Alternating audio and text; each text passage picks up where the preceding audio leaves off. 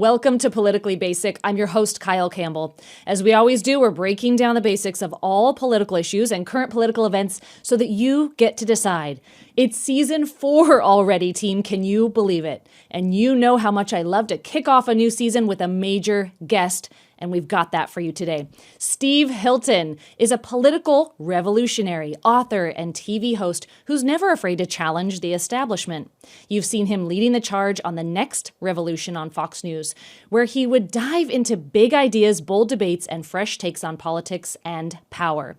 Before lighting up American TV, Steve served as a senior advisor to UK Prime Minister David Cameron, helping shape major reforms in government and social policy.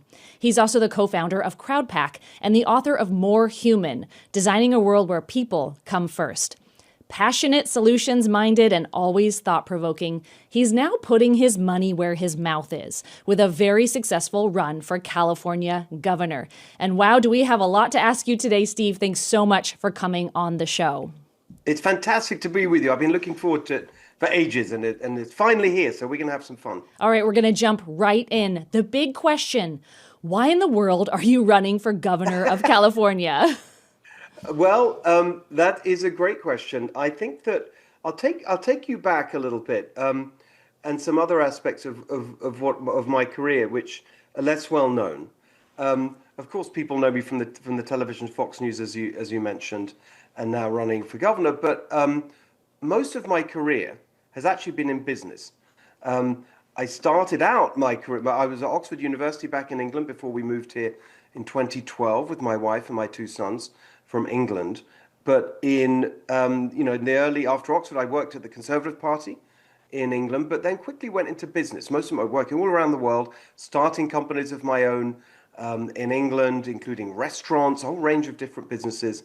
Here in America, after I taught at Stanford University, the first couple of years we were here, started a business in California, as you mentioned. So if you combine that with the work that I did in the government that you did mention with David Cameron, senior advisor, helping to implement our reform program in government, most of my career has been in, if you like, doing things, making change happen, not just talking about stuff. And so while I loved my time at Fox, it was an incredible opportunity, just a real, and really an only in America opportunity, that the fact that I was able to do that. As the years went on, I guess I just felt more, I don't want to use the word frustrated, that's too negative, but I just wanted to get back into doing things. And about 3 years ago, I think it was, maybe a little bit over, I started to think I really want to get back into that world of policy and government reform and so on. And I wanted to focus on California because I love this state so much. It's the best place in the world as far as I can see. And it's, despite everything that's going wrong, there's nowhere better than California. And I just wanted to start thinking about and developing solutions for all these problems we see from a policy point of view. So I set up this organization, Golden Together. That was about 3 years ago. I've been traveling the state, meeting people, families, businesses all over our state, learning what's going on, identifying how we can put things right. But over the years, been publishing a whole range of policy reports on everything from our business climate, water, energy, crime, all the big issues, housing. And then one of the first things I tried to do was on that last one I mentioned, housing, which in many ways is the foundational problem for California. Mm-hmm. The fact that dream of home ownership is just so out of reach. It's the number one reason people are leaving the state. It's just so impossibly expensive to live here. Of course, everything else is so expensive as well, but your housing costs are really the biggest part of your expenses. And I started working on a ballot initiative because the more I thought about the policy, it felt like the Sacramento system, the political system there, was just not getting things done. And we put together a ballot initiative that would bring some serious reforms to unblock this housing crisis in California. And we didn't raise the money to get it on the ballot. And so then I thought, well, let's just talk to legislators about it. And so I spent time in Sacramento and I had meetings with people in the legislature. And there was one meeting in particular that I think really spurred me to do this now and to get more directly involved. It was an amazing conversation with someone who's a member of the legislature, who is supposed to be good on that policy area of housing. And we had a great conversation. They said your plan, this reform plan you've got, which Carl we can get into later, but just I want to get to the real point here. It's great policy. If we did this, it would be transformative for the housing situation in California. So I said, fantastic. Let's work together then. Bipartisan. This was a Democrat. We can work together, make it happen. Fantastic. And they said, it was amazing. They said, well, I'm sorry, I can't really support it publicly. I said, why not? Well, because the unions would hate it. I said, I know, because one of the policies here would take away the power of unions to extract leverage from house builders and so on and developers. And so I said, well, just because the unions hate it, I understand that. Why wouldn't you support it? And I'll never forget what they did. This legislator, we were sitting in an office high above Sacramento. You could see the state capitol. And I know people watching, they did this thing with their arm. They said, well, the unions run this place. Mm-hmm. I thought, what? That's not how it's supposed to work. You are an elected member of the legislature, and you're telling me that you can't support a policy that you just told me would be transformational for the biggest issue in many ways facing Californians, especially the next generation. And you can't support it because the unions run the government? That is so wrong. And I just felt really fired up about that and said, we got to change this. I think that was the moment that tipped me over from just developing the solutions to actually saying, right, I'm going to actually try and lead the change. Mm-hmm. I'm really glad that you're highlighting that, because I think that's going to break over people with fresh understanding about what we are dealing with here in the state of California. Yeah. It's not just about somebody coming in with good ideas and good solutions and somebody who has that ability to problem solve. And you are that person. It's about that insider understanding of how entrenched our issues are here, because we are full. Our legislature is chock full of people who either are beholden to not being able to change things, or they're afraid, they are fearful. And we've heard this from both sides of the aisle, right? Even Republican leadership here in the state of California, they know that there's a line that they can't cross, and things will never change. They'll just never change here. And we're really going in a bad and kind of frightening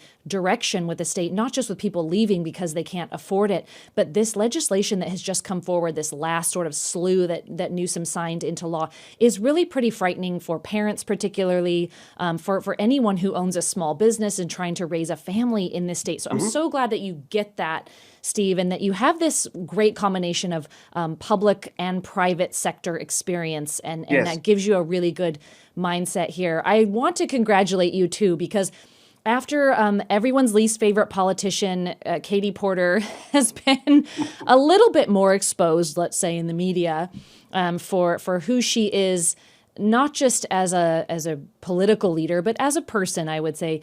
Your polling has increased, and I've seen some polling over the last week or so where you are actually the front runner in this race, which is really exciting. And I think there's a lot of great energy, especially amongst Republicans in the state of California right now. Let's talk about this race. And I would just love your take. Break it down for us. How's it going? Everyone knows here in California, we have what we like to call a jungle primary. So yes, it means you have to strategize your campaign a little bit differently. So let's talk about that. How do you think it's going, and what's the strategy to make sure that you win this race? Well, I've been really energetically on the road for the last few months and absolutely loving it. It's been an amazing thing to travel this beautiful state. As I said, I've been doing it for 3 years now, but now as a candidate, hundreds of events, thousands of people, you just feel that energy for change. But we got to win the election. We got to turn that energy into actual votes. And so I think there's a few elements that I just want to share with you about how I see the path to victory. And I've always said it's not easy. I'm not running around saying, oh yes, it's so obviously, things are so obviously terrible in California, which they are, but just to sort of quickly tick through the ways in which it's a disaster on every front. We've now had over 15 years of one-party rule in terms of all the statewide offices, nearly 30 years, Democrats' total control of the legislature. And at the end of all that, what have we got? The highest unemployment rate in the country, the highest poverty rate, the highest taxes, the highest cost for everything. We mentioned housing, but also the highest cost for gas, electricity, water, insurance, we have on the most important factor influencing kids' future success in life. Third grade reading is acknowledged to be the foundation, the worst results in the country. The Chief Executive magazine does an annual survey of different states and what it's like to do business there. For 10 years in a row, California has been ranked the worst state to do business, the worst business climate. So on and on. Everything is a disaster, everything.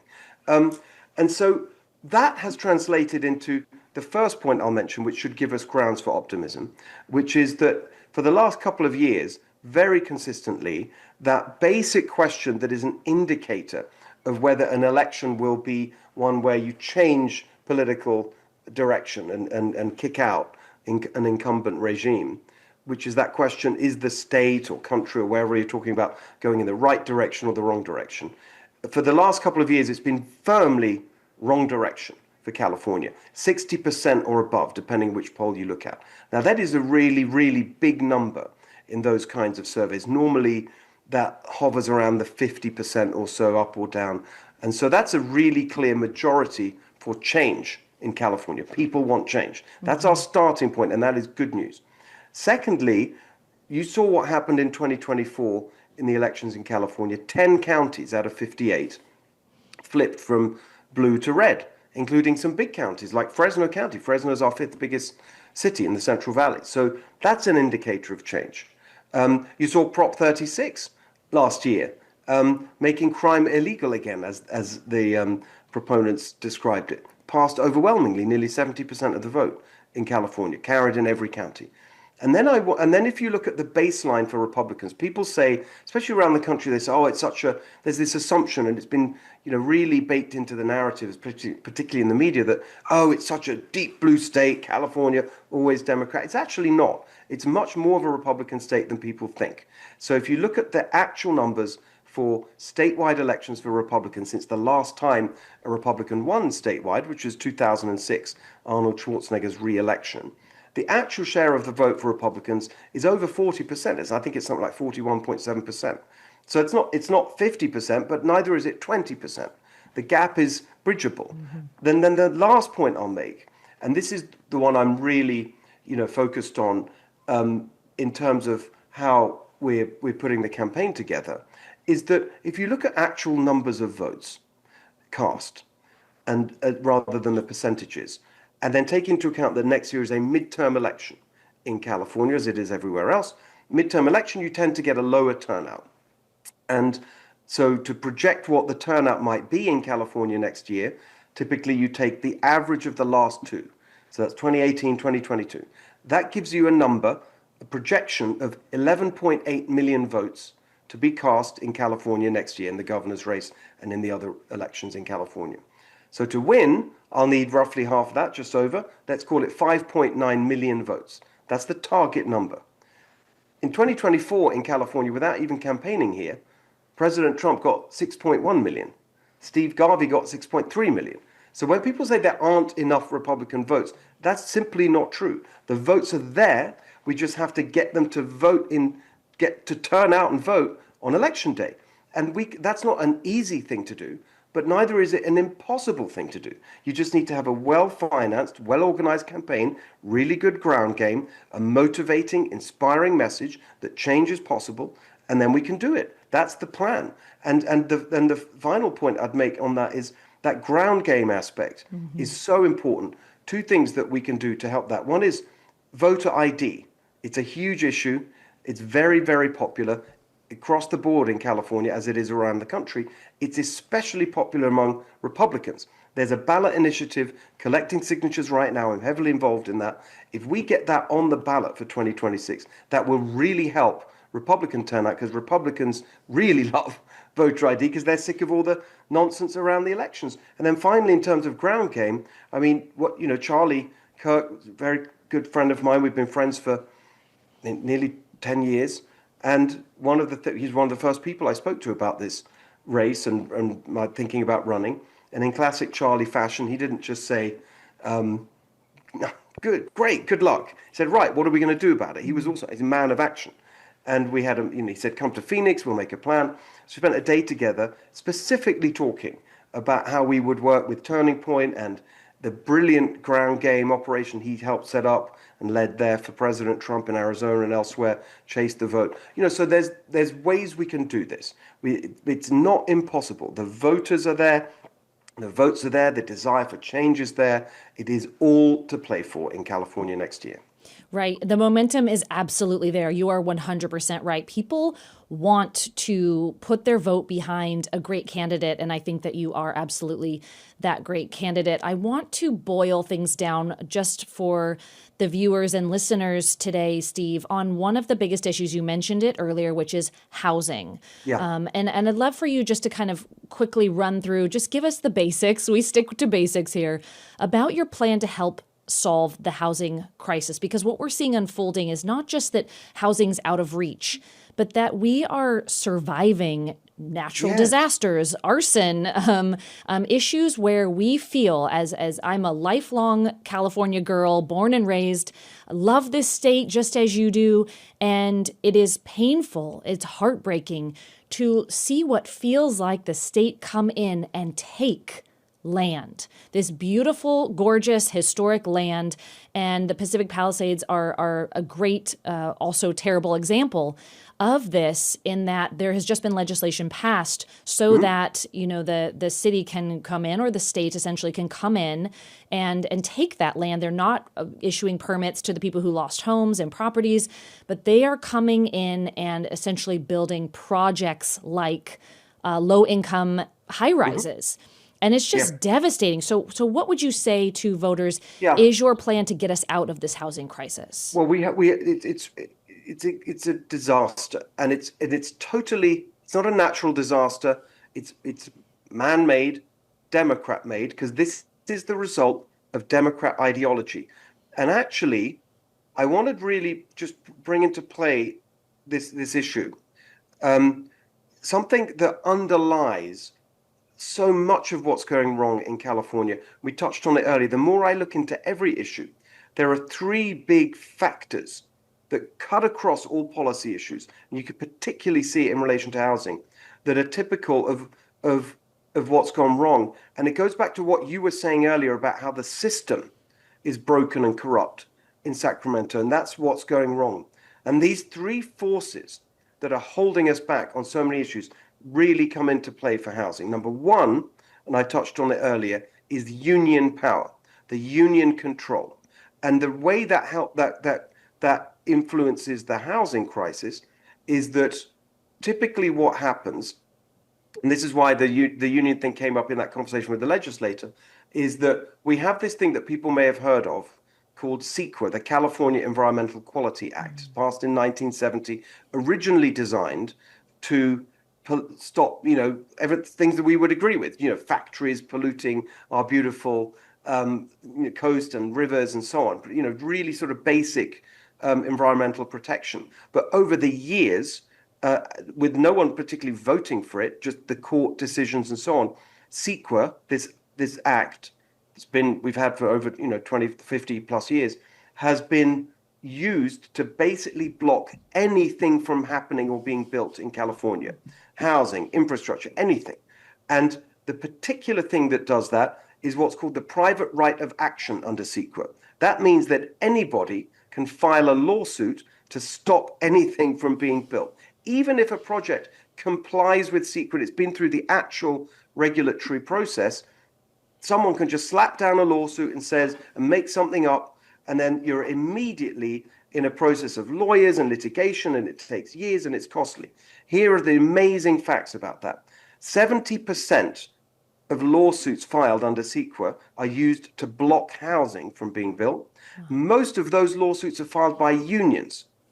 Unions use these lawsuits as leverage to extract what's called project labor agreements from developers. And they say, right, we're filing this lawsuit, but we'll lift it if you give us what we want. It's blackmail. And the two things they always want are what they call prevailing wage, which sounds nice, but is actually 4 or 5 times the market rate wage, or skilled and trained, as is the phrase, which also sounds good. What it means is union members only. And so all of that number one, slows things down, makes it impossible to build anything. Number two, massively increases the cost. And so going back to the three forces that are holding back California across the board, number one is the unions. Number two is litigation, lawsuits. You talk to any business in California, they're just overwhelmed by lawsuits, which make everything more expensive. It's the cost of doing business. And why is that structural in California, those two things? Because guess what? The biggest donors to Democrat politicians, number one, unions. Number two, trial lawyers. That's the data. It's very clear. So they are paying for this because they benefit from it. The third factor on housing, which really is one of the main drivers of everything being such a nightmare in California, is the Democrats' climate agenda. That has morphed from something that some people might have agreed with. Yeah, we got to, fight pollution and protect the environment, into something that is just making it so expensive and impossible to do anything. Specifically on housing, and going back to your point about the Palisades, they now have this ideology called, and they sometimes call it density or infill, which says you can't build anything anywhere except within the existing development boundary. And you can't build single family homes. They hate single family homes because they think of that as bad for the climate, because people are going to be driving cars, and so too much space, and so we've got to coop people up in apartments. This is what's been going on for years. Bits and pieces of regulation. Just one example, it's called VMT, vehicle miles traveled. You try and build housing, the regulators do a calculation. How many vehicle miles traveled? And if it's too many, they say, sorry, no. And so they're trying to, and what does the consequence of all of that? It's actually totally crushing the California dream. They describe it as anti-sprawl. They say we hate sprawl, what you see when you drive around California, particularly Southern California, Orange County, and so on. I see that. That's not sprawl. That's the California dream. A nice house with a yard where kids can play outside. That is the dream. They hate it and they want to crush it. And that's what's been going on. So they're trying to, everything has to be squished into apartment buildings, no parking because people have to use transit. Is that how they live? Does Gavin Newsom live in some apartment somewhere? Does Nancy Pelosi take transit when she's wandering around San Francisco? Of course not. It's elitism, and it's driven by their climate dogma. And so my simple point is this. When they talk about density, it's ridiculous. We already have the highest housing density pretty much in the country. You look at all of California's land. What percentage is it developed? Is developed? It's around 5%. It's one of the lowest in the country. We're already very dense. If we increased that to 6% and built outwards instead of upwards, and what I want to do, which is whole new cities and towns in parts of our state where there's an absolutely brilliant opportunity for that, we could create 10 million new single-family homes on quarter-acre lots with plenty of room, and it wouldn't interrupt any farming or ranching or national parks or anything. So they've just got this attitude driven by climate, like you can't build anything, you can't. That's what's making it so expensive. And so we got to get rid of all of it. We got to free ourselves of this ideological straitjacket of the climate agenda, by the way, which is, of course, also why we have the highest gas prices, the highest electric bills, and so on. So the more I look at it, the big thing that I've got to dismantle in Sacramento, those three things, the union power, the lawyers, and the climate agenda. You're going to make California realistic again, the California dream realistic. You can't, it's not only that you can't, build or buy or afford anything. You can't really do anything here. You can't start a business. You can't move within the state. You can't afford to have children. I mean, the entire, California dream is so out of reach now, as you said, but I so appreciate that you understand this and you understand what's driving it. And that is the key, is to understand how this corrupt, you called it elitism, this elite level of leadership is not listening to the voice of the voter and the voice of the people. They're not keeping the people's best interest in mind in any way, and they're not representing anyone, which is their entire job and why we pay their paycheck, why we pay their salary. It's completely upside down and backwards, and the people have had it. We had it a long time ago, Steve, and we've really had it now. And here's the theory, is that the leadership of this state sees what's happening. They see the color shift, right? We're going from blue to purple to a little bit more red, Yeah. and they're freaking out over it. And now we have Prop 50 on the ballot for this special election. We've got to talk about Prop 50. This election's right around the corner, and people are having a hard time understanding this. You've been really vocal about it. I've been super vocal about it. We've even got former Governor, Arnold Schwarzenegger coming out saying, you guys can't do this. This is totally corrupt and backwards. And what we're getting out of Sacramento and hearing from Obama is, well, we have to save democracy and we have to preserve independent redistricting by temporarily removing the Independent Redistricting Commission. It's completely it's ridiculous. Upside down. So give it to us straight. What's Prop 50 about, and do we have a shot at defeating this? Well, what it's about is very simple. Gavin Newsom's presidential ambition. That is the only reason this is happening. Let's just be really clear about that. This first popped up when Gavin Newsom was on a podcast earlier in the summer, and he just was musing about, well, if Texas goes ahead with redistricting, we can play that game. We'll do it here. And the minute I saw him say that, Democrats didn't believe it. Democrats in California thought it was a joke. You saw all the reporting around the time. They thought he was full of it. They didn't believe it's going to happen because it's so impossible, because it's enshrined in our Constitution as a result of votes and ballot initiatives in 2008 and 2010, that the politicians don't draw their own maps, that it's put in the hands of this independent commission. And so they didn't take it seriously. I did. So this is Gavin Newsom. There's only one thing he cares about, which is running for president. And so he said it himself in the early days of this. He doesn't say it now, but when it was still an idea, he was saying very clearly, this is about ending the Trump administration. That's his term. It's our chance to end the Trump administration. What does he mean by that? If, through this process, he, Gavin Newsom, can deliver to the Democrats a majority in the House of Representatives, then they can do what they're all kind of frothing at the mouth about, which is impeach President Trump and tie him up in all the investigations and all the rest of it. And then Gavin Newsom will have been the one to deliver that. And so that's this kind of the card that he plays when running for the Democrat nomination. That's what this is all about. Whatever else they say, that's what it's about. So then you look at the details of this, and it's completely obscene. And I just want to make a point that I often don't have time to on a shorter, when I'm on TV and there's only a couple of minutes. People have to understand something, that it's not as if we're going from a really perfectly fair system with Prop 50 into something that's unfair. It's already deeply unfair. And if Prop 50 passes, it will become obscenely unfair. So here's what happened after that vote 15 years ago to set up this independent commission. I wasn't here. We moved in 2012, as I mentioned, my wife, my sons.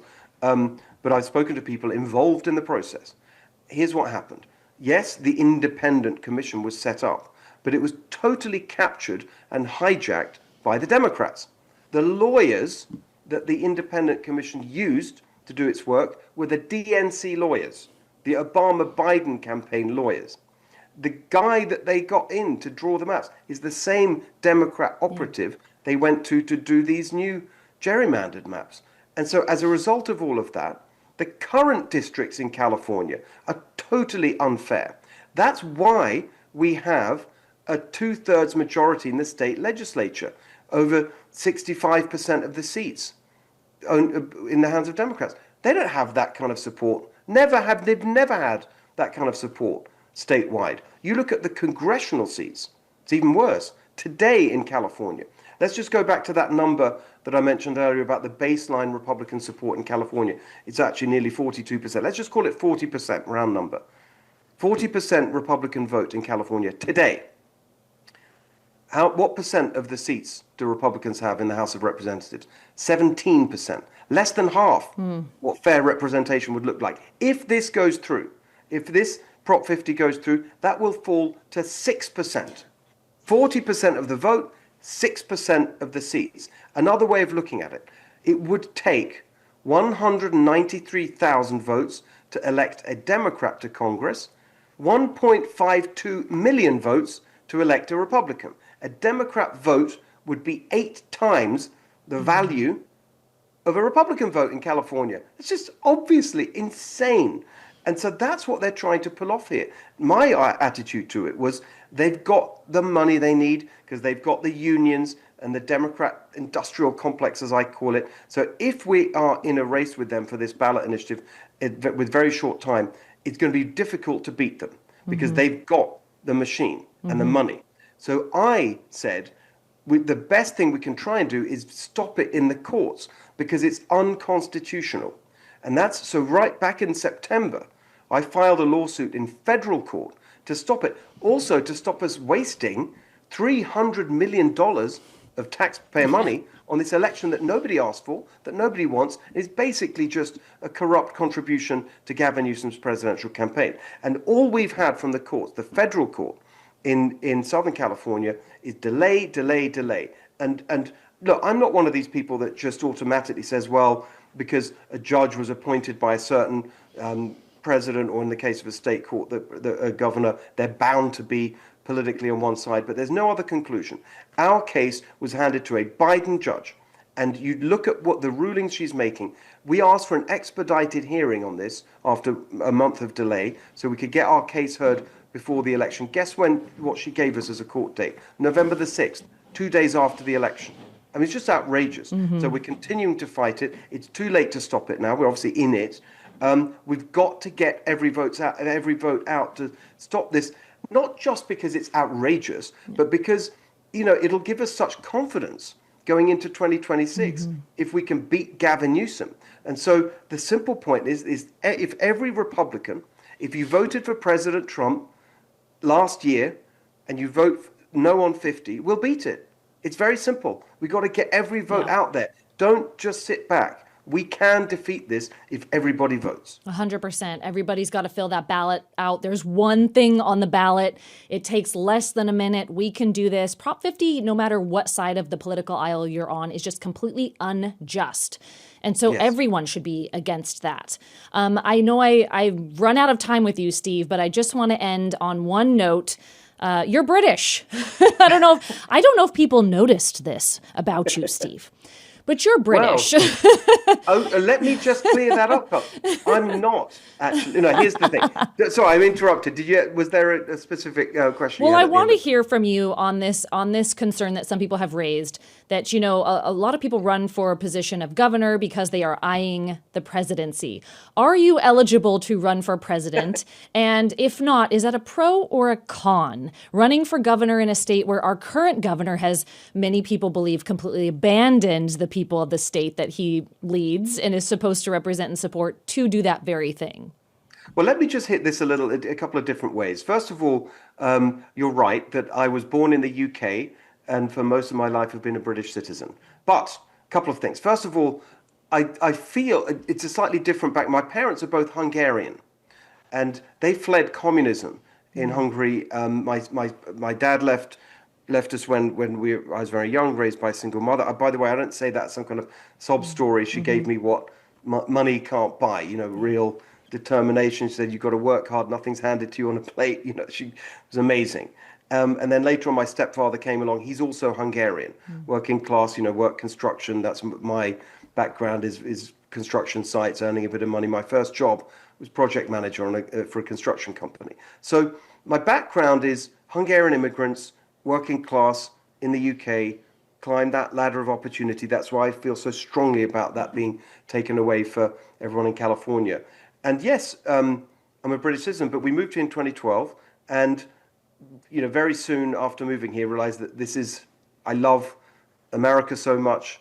This is where I feel at home in every sense, in the deep sense. California, as I mentioned earlier, there's nowhere better. This is my home. So we went through the process. We came here on a work visa, my wife's work, and then applied for a green card, and then I became an American. So that's 2021. Took 9 years. I'm a legal immigrant. Yes, we still have those. And so I'm an American citizen. And here's the little bit of news for you, actually, which is that when you become a citizen, it's one of the proudest days of my life, although completely when I watched the video and we filmed it for my hosting my show at the time, and it reminds us of the insanity of the lockdowns and wearing the stupid mask and all of that nonsense. But became an American. And when you do that, anyone who's a naturalized citizen will remember that wonderful moment, and you swear an oath of allegiance, and in it you renounce your loyalty to any other country, which I did proudly. But then I actually on the campaign trail, people say, "Well, are you a dual citizen?" And I thought I wasn't, because you renounce. But actually, it's not just saying it. It turns out there's an official process to go through, which I have now done. So I have actually renounced my UK citizenship. Wow. Funnily enough, it's a hilariously bureaucratic process, and they even make you pay, which Of course obviously they're going to get you on the way in and the way out, Steve. I know, exactly. Just to be precise, £482. Wow! All right, a hefty There you are. little I've sum, done and they that. send you on your way. I've paid. So that's where we are on that. And to your point about the presidency, yes, exactly. I am, I was born in the UK. Can't run for president. Wouldn't want to, because I love California. There's no greater honor than being entrusted with the amazing opportunity to transform California, make this beautiful state what it should be, which is a shining example of everything that's great about our country. Absolutely. The home of freedom and opportunity, the best place to start and raise a family, to start and run a business. We all remember that. And by the way, that's not an impossible dream. It's just what California was before the Democrats took over. We know we can do this. And so that's my 100% focus. The messages in my campaign, it's a very kind of simple, $3 gas, cut your electric bills in half, a home you can afford. But underlying that is an analysis, as we've been discussing, because we've had the time in this conversation, of the deep systemic reasons that California has gone so badly off track. And I do understand how to put that right, I always say, this, after 15 years with one party rule, 30 years of the legislative control by Democrats, California has become a totally corrupt system where the rich get richer, regular working people get absolutely destroyed in terms of their opportunities. And so I feel very confident. I've got the business experience, the government reform experience to go to Sacramento, to take a sledgehammer to that swamp there, and to turn things around, especially using the power within the executive branch to appoint people to all these agencies and bureaucracies. I know how government works, to make those changes so we can restore the California dream. And that's what it's all about. And honestly, I'm feeling the response to that energy and that campaign message, and everywhere I'm going is so exhilarating, because there's the last thing I'll say. It's actually not just about us, this. Of course, it's true that we need to, make life better and create opportunities for us, for our children, grandchildren, neighbors today here in California. But actually, it's bigger than that, because California is bigger than that. And here's what I often say. California means to America what America means to the world. We have a duty not to let this amazing state just slip further into stagnation and decline. It's not just for us, it's for our country and for the whole world. We're not just any other state. We've got to turn this ship around, and I'm very confident I can do it. Well, amen to that. And we're so grateful that you are doing it, Steve. We know this process is extraordinarily exhausting, challenging. It can really put you through the ringer, but we are very grateful that you are going through it because you love this state, and we believe you that you can truly make it golden again. I'm going to have you back on the show. Yes, if you'll please. come back so we can continue this conversation. We love you. We're for you. And people, please go support Steve Hilton for governor. We need him. We need the help, and we appreciate you, sir. So thank you Carl, again it's for been joining me. Wonderful. Really enjoyed it, and I'll see you soon. Thank you so much. I'll see you soon. And thank you for joining us on this episode of Politically Basic, where we break down the basics of all political issues and let you decide. Make sure you're following us at politicallybasic.com and at Politically Basic on all socials so you don't miss a single episode. We'll see you next time.